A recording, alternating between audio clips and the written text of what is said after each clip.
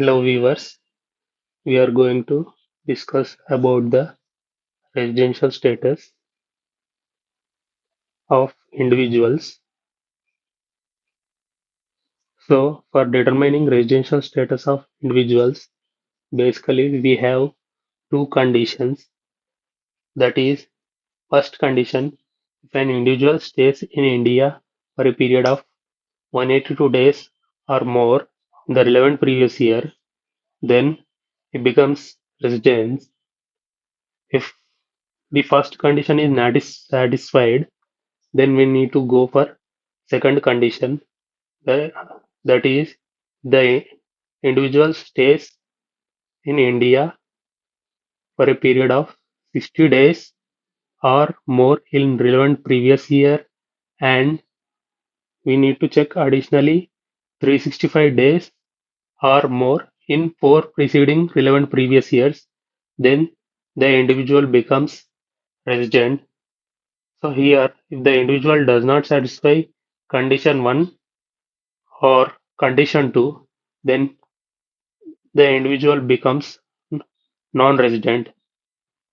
Here, for looking at the stay does not need to be a continuous, like he not stay for a period of 182 days in one stretch. He can go out of India, he can come to India, that can happen.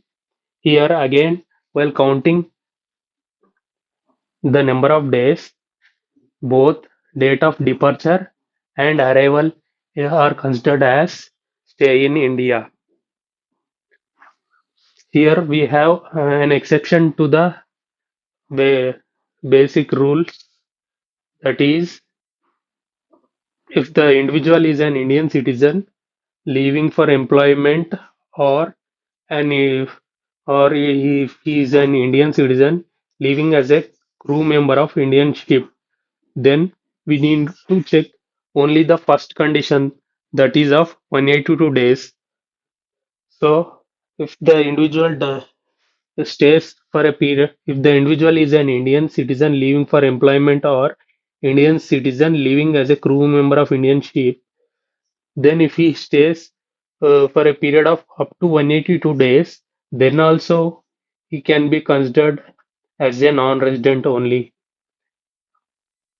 Here, in case of Indian citizen leaving as crew of an Indian ship, we need to take both date of joining and signing off as stay outside India. Further, there are exceptions to the basic rule. That is, there are some special cases.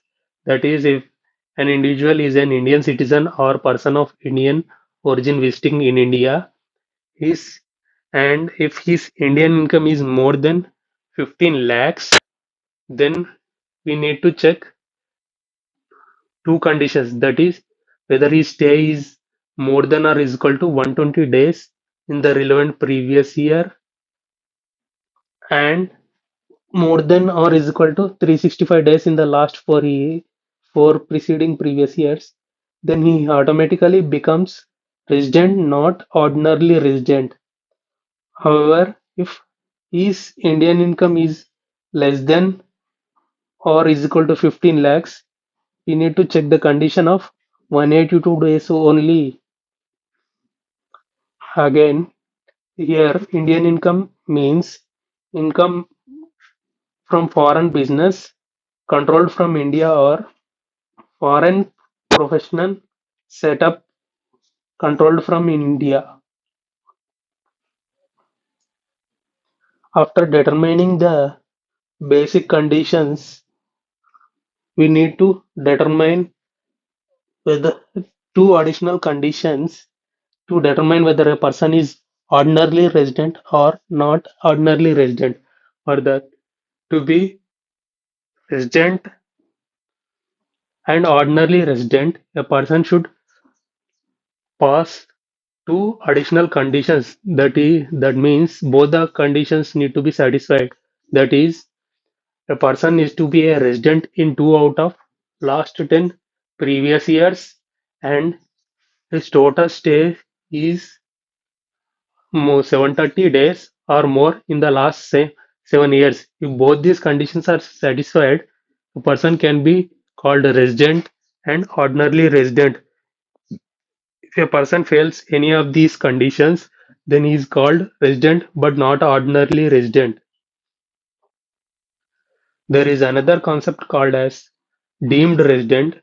It is applicable if the person is an individual Indian citizen and his total income exceeds 15 lakhs and he is not paying tax in any other country due to his domicile nature of Indian or residence, then that person is called as resident and not ordinarily resident.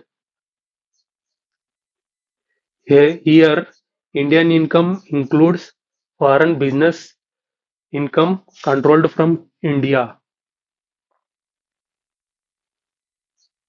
After understanding about the residential status of individuals, now we focus on residential status of other types of entities. Here, in case of Hindu undivided family, HUF is called resident if control and management is wholly or partly in India, and if an HUF becomes resident, for determining whether it is ROR or RNOR, we need to check the period of stay of Karta. If Karta satisfies the two additional conditions of section 6, then HUF becomes ROR. Otherwise, it will become RNOR. In case of firm or body of individuals or association of persons, the entity can be called resident if control and management is wholly or partly in India, otherwise non-resident. In case of company type of entity, Indian company should be always be called as resident. In case of foreign company, it is called resident only if place of effective management is in India. Here, after determining the residential status of different types of entities, we need to know tax implications for them. For that, we understood in the form of a table here. Here we have the first column ROR, that is resident ordinarily resident. Second column RNOR, resident but not ordinarily resident, and third column NR, non-resident. So in case of Indian income, that is income received or deemed to be received in India or accrued or deemed to be accrued in India, it is taxable for all of the three types of tax structures, that is ROR, RNOR, NR. And in case of foreign income, that is income accrued outside India and received outside India, it is taxable in case of resident, ordinarily resident, and non-taxable in case of non-resident. In case of resident, not ordinarily resident, we have a different structure that we will look in the coming page. Here, in the we have to remember a thumb rule that Indian income is always taxable for everyone, irrespective of ordinarily resident or not ordinarily resident or non-resident, and resident ordinarily resident need to pay tax on every type of income.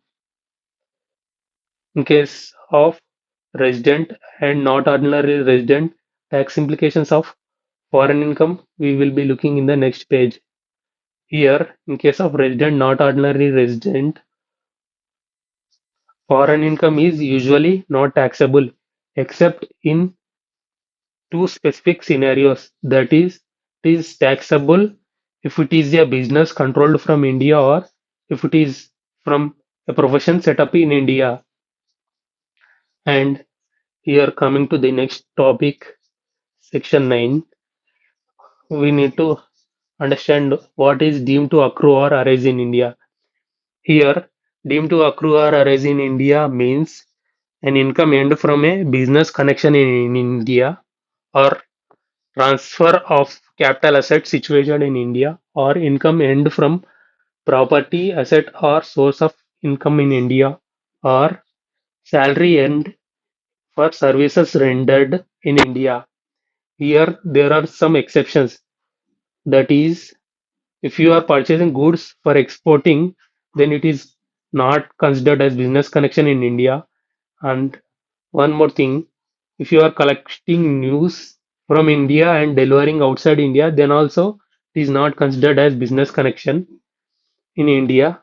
And also, if you are shooting a film in India by a foreign citizen, then also it is not considered as a business connection in India. Next, we need to understand the uh, tax implications of salary received by a Indian citizen. That is, if an Indian citizen is paid by government of India for the services he is rendering outside India, then his basic salary is considered to be deemed to accrue or arise in India and is taxable. And regarding allowances and perquisites given by government of India for an Indian citizen for services rendered outside India is exempt under section 10(7). Now, coming to the end of the topic, here we need to understand the tax implications of interest, royalty, and technical fees. Here, the tax implication depends on who is paying the interest, royalty, and technical fees. If interest, royalty, and technical fees is paid by government of India, it is always deemed to be accrue or arise in India and is taxable. If the same interest, royalty, and technical fees is paid by resident in India, then it is considered as deemed to an accrue or an arise in India unless the funds are utilized outside India for earning income. The interest, royalty, and technical fees is paid by non-resident, then in that case it is deemed to accrue or arise in India if some conditions are fulfilled. That is, in case of interest, the loan should be utilized in India for profession or business, then it is considered as deemed to accrue or arise in India. In case of royalty or technical fees, if a non-resident is paying any royalty or technical fees, then the intellectual property rights or services should be utilized for any source of income in India. Then, in that case, it is taxable in India. Here, we have completed the region of the residential status topic. If you like my content, please like, share, and subscribe.